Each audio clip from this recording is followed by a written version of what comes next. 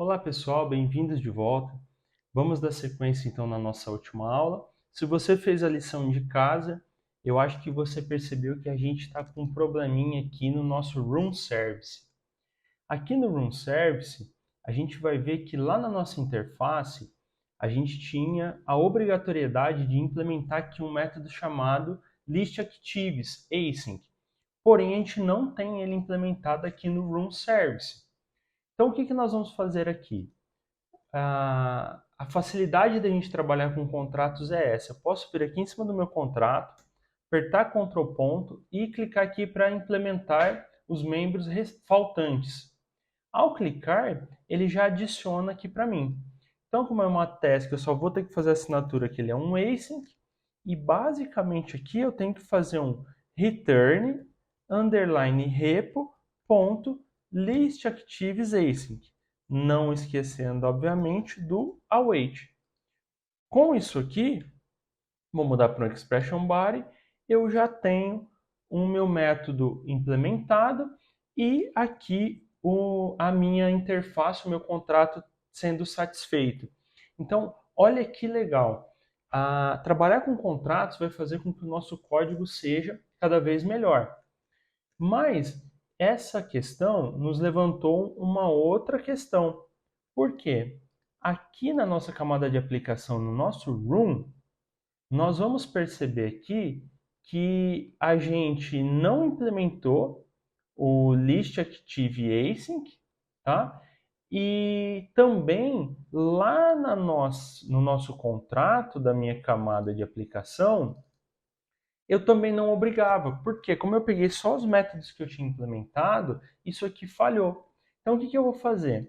Eu vou pegar esse exemplo aqui que eu tenho, ó, do ListActives Async, e agora eu vou falar que na minha iRoom App, além do ListAsync, eu vou ter esse aqui também. Só que ao invés de Room, ele é Room VM. E, semelhante a isso, eu no Move App é a mesma coisa. Eu acabei não implementando. Então eu vou trocar aqui e vou trocar aqui para Move VM. Percebam que assim que eu salvei as duas interfaces, ó, aqui já começou a acusar um problema no Room App. E eu vou fazer a mesma coisa que eu fiz na outra camada. Ctrl ponto, adicionei. Basicamente, ó, a gente vai fazer o quê? Var rooms é igual a await de underline service ponto listActives async. Aqui faltou o async. E como a gente está na camada de aplicação, o nosso retorno tem que ser um mapeamento. Então, eu vou fazer um mapper.map. Nesse meu map, eu vou transformar num roomVM. E, por fim, eu vou aqui passar as minhas rooms. Se eu perceber... Opa, aqui é uma iList. Tem que bater bonitinho o tipo. Se eu perceber, Move App aconteceu o mesmo problema, porque agora eu precisaria implementar eles. Então eu vou vir aqui, tá? Vou pedir para implementar e vou fazer a mesma implementação de cima, tá? Então, ó, var moves é igual a await underline service ponto listActives async. Aqui falta o async. E aqui eu já vou fazer o retorno direto, né, de mapper.map, vou mapear para um movevm, ou melhor dizendo, para um iList de movevm, e eu vou mapear aqui os meus moves. Opa, probleminha na minha sintaxe aqui. Com isso, opa, faltou fechar essa. Agora a sintaxe está perfeita. Então agora a gente conseguiu deixar esses dois pontos aí de atenção prontos. O que vai faltar é a gente fazer a parte do controller, porque nos dois controllers, tanto no de Move quanto no de Room, a gente não tem implementação. Então nós já vamos fazer para ficar bonitinho, legal? Então vou vir aqui, deixa eu tirar esse breakpoint, vou expandir aqui minha API, em Moves Controller eu vou fazer um novo método get aqui, ó. Então já vou colocar aqui um public async task de iActionResult e eu vou chamar ele aqui de list actives async. Ó, perfeito. E basicamente aqui eu vou ter um var moves é igual a await de underline app.listActivesAsync e o meu retorno aqui vai ser um ok para ele devolver 200 de moves.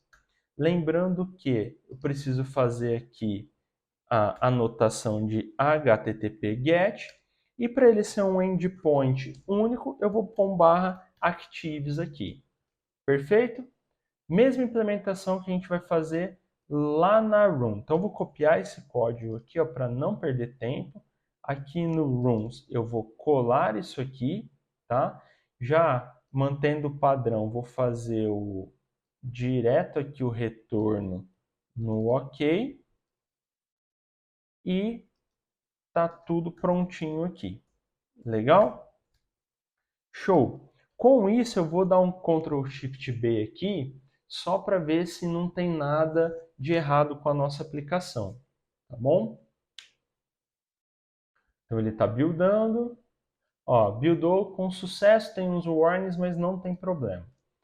Eu vou voltar agora para a nossa Dependency Injection, que é a questão que a gente havia falado, tá? Que é, obviamente, o instrumento de estudo dessa nossa sessão.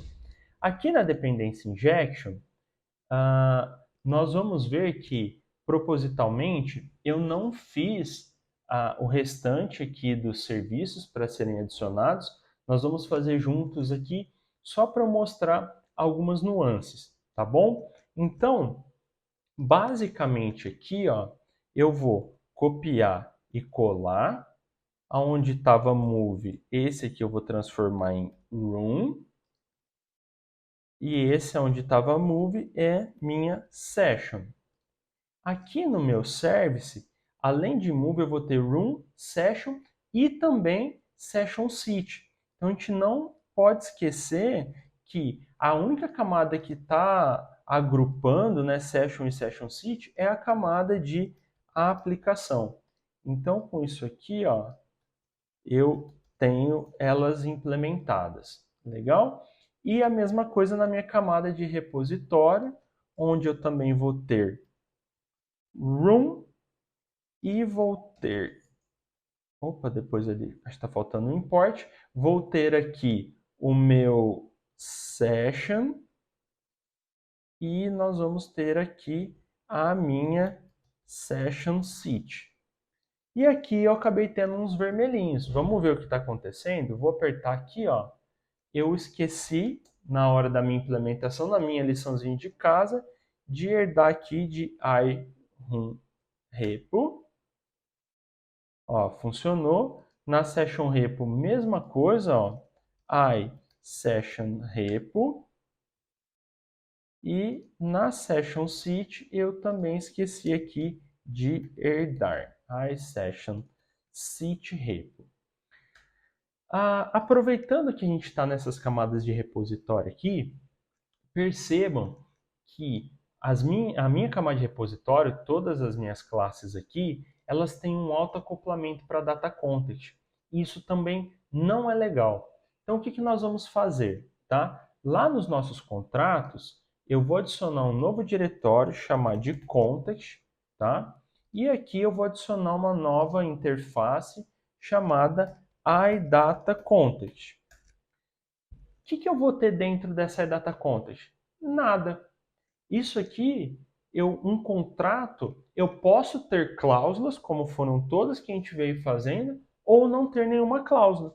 Então, nesse caso, ó, eu vou vir aqui, lá na minha camada de infraestrutura, context, data context, além de herdar de DB context, eu vou falar que ele vai implementar a data context. E vai implementar mesmo, né? Porque ele não requer nenhum requisito aí. Mas isso vai me possibilitar de vir aqui, ó, e fazer um services, ponto, add scoped, e aqui no meu add scoped eu vou falar que toda vez que eu pedir um iDataContext, eu vou retornar uma instância de DataContext. Para finalizar essa implementação, nas camadas de repositório aqui, ó, onde eu estou fazendo uso de DataContext, eu vou mudar para iDataContext, ó, no Base, eu mudei. Aqui, ó, ele começou a me dar um probleminha, porque ele está falando que eu deveria obrigatoriamente ter um set aqui. Nós já vamos ver como resolver isso. É só a gente adicionar lá uma cláusula no nosso contrato. Mas antes, eu vou pegar, vou trocar aqui para iDataContext, vou importar, vou também na room, vou importar. Tá vendo que ele estava até verdinho ali porque o tipo já não estava batendo. Por mais que exista uma herança, o tipo não estava batendo, ó. Agora mais um, e agora nós vamos no último aqui. Então, ó, iDataContext. Vamos voltar aqui no problema que está acontecendo. Aqui eu tenho alguns pontos que estão em vermelho. Porque o meu data context ele já tinha várias coisas. O meu iData context, eu não falei que ele tem nada de cláusula ainda. Mas vamos olhar aqui. O meu context.set, se a gente se bem lembrar, ele é um DB7, né? É isso aqui que a gente tem, ó. Então, o que eu vou fazer aqui? Eu vou falar que o meu contexto iDataContext, eu vou ter aqui um db7. Esse meu db7 ele vai ser um db7 de T, tá? Vai ser um método set, que eu vou usar esse meu T aqui. Então, entenda que eu posso usar generics no nível de classe, mas também no nível de método. E com isso aqui definido, eu posso vir simplesmente aqui e falar que o meu T ele é uma classe. Com isso, aqui no meu base repo, ó, o meu context set já funcionou, não teve problemas. Uma outra coisa que eu vou ter aqui é um método chamado saveChangesAsync. Esse método saveChangesAsync aqui, eu vou adicionar um void não, desculpa, uma task, né, porque ele é assíncrono. E essa task aqui, ela não tem retorno. Então perceba que meu saveChanges, ó, ele é do tipo task. Com isso, eu estou implementado, vou dar o Ctrl Shift B de novo, tá? E nós vamos perceber aqui, opa, estou com um probleminha aqui na minha iDataContext. Qual que é o problema que está acontecendo aqui? Ele está falando para mim que ele não tem um método saveChanges aqui implementado. Mas aqui, ó, vamos fazer aqui só para ver fazer um teste, eu vou clicar aqui em adicionar um save changes, ó, e basicamente, ó, perceba que a minha assinatura lá na minha interface ela não foi legal. Por quê? Ele pede aqui, ó, para eu ter um cancellation token e o meu task que eu falei que era uma task que retornava nada, na verdade ele retorna um int. Então vou fazer essa mudança aqui para ver se a gente começa a resolver. Ó. Vou só apagar esse override aqui que eu usei só para ver qual era o tipo de retorno. E aqui, ó, eu vou colar essa assinatura desse método integral. Com isso aqui, ele vai começar a me obrigar a passar um cancellation token para cá. Mas se vocês observaram bem, aquele cancellation token, ele adicionava um novo sozinho. Então aqui o que está acontecendo? Lá quando eu copiei a assinatura do método, ele tinha essa sintaxe aqui, ó, new cancellation token. E eu acabei removendo, né, sem pensar aqui.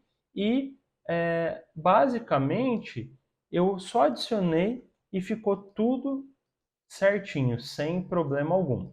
Vou voltar aqui e fazer o Ctrl Shift B para ele ver se não tem nenhum erro. Ó. Buildou com warnings, mas deu tudo certo.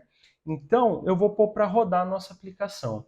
Bom, pessoal, voltando aqui, o que acabou acontecendo é que quando eu estava adicionando a injeção de dependência, eu não fiz a dos validadores, eu só adicionei o Move Validator, então aqui faltou o Room Validator, o Session Validator e o Session Seat Validator. Isso acontece nas melhores famílias. Vamos tentar aqui executar de novo, ver se dessa vez vai ser construída aí a nossa aplicação, tá bom? Agora sim, o meu Swagger ele carregou, tá? E nós vamos repetir aquele teste que nós fizemos da outra vez em que acusou o problema de injeção de dependência. Então vou vir aqui em Get de Moves, fazer um Try It Out e um Execute. Bom, e aqui nós acabamos nos deparando com uma exceção, que é um System Invalid Operation Exception, na hora de eu instanciar aqui o meu contexto, meu DB7, que ele está falando, ó, no database provider has been configured for this DB context. E é verdade. Lembra que um data context, né, ele é a representação do meu banco de dados? Ainda na nossa aplicação, em lugar nenhum, a gente falou qual banco de dados a gente vai usar, qual é o nome do banco, o usuário, a senha. Então, nós vamos ter que fazer isso ainda. E esse aqui vai ser o objetivo da nossa próxima aula. Configurar aí o nosso contexto, tem uma partezinha de injeção de dependência para ser feita, tá? E geração de banco de dados, enfim, a gente tem uma parte bem legal aí para fazer a nossa aplicação rodar, mas, como prometido na aula anterior, eu gostaria de explicar só mais um detalhe aqui na nossa parte de Dependency Injection, tá? Antes da gente ir para a próxima aula, que é o seguinte, por que eu adicionei aqui um Add Scoped, por exemplo? Se nós analisarmos aqui, além de Add Scoped, eu tenho um Add Transient e tenho Add Singleton. Basicamente, o que acontece? Opa, deixa eu voltar aqui. Um singleton, como o próprio nome já diz, eu passo a ter uma instância única do meu data context durante toda a execução da minha API. Ou seja, a partir do momento que a minha API subiu, ela foi upada, eu tenho a mesma instância de contexto trabalhando nela inteira. Isso não é muito legal, porque eu preciso começar a me preocupar se essa conexão cair no meio ou não. Então, o singleton tem caso de ser utilizado, mas não vai ser aqui o nosso foco, tá? Nós não vamos utilizar aqui o singleton. Por outro lado, nós temos uma outra forma de adicionar serviços, que é a forma transient. Essa forma transient, opa, deixa eu só escrever direitinho aqui, ela funciona no oposto do singleton. Aqui ele vai falar que toda vez que eu precisar utilizar o data context, ele vai criar uma nova instância. Então, diferente do singleton que eu tenho uma instância única rodando, aqui para cada nova requisição, ele vai criar uma nova instância do meu contexto. E eu estou dando exemplo do contexto, pessoal, mas vale para qualquer uma dessas adições que a gente está fazendo aqui nos nossos serviços. Por fim, nós temos aqui o nosso Scoped, que é o que a gente está utilizando para todos. Ele é muito similar ao Transient, porque toda vez que eu tiver uma nova requisição, ele vai criar uma nova instância, a não ser que eu já tenha uma instância em execução. O que eu quero dizer com isso? Imagina só que vem uma request e ela está sendo processada. Enquanto está sendo processada, chega uma nova requisição. Como eu ainda tenho uma instância do contexto ativa, ele não vai criar uma nova. Ele utiliza daquela em execução. E a hora que essas duas requisições elas são finalizadas, essa instância morre. E aí na próxima request, uma nova é criada. Ou seja, eu tenho uma economia de memória aí com base, né, se eu for comparar aí com o Transient. Ficou essa dica, essa explicação faltando da última aula. Eu espero vocês na próxima. Nós vamos focar aqui agora na parte de configurar o nosso contexto, rodar as nossas migrations para a geração da nossa base de dados e eu espero você. Não saia daí, está no finalzinho desse curso. Até já!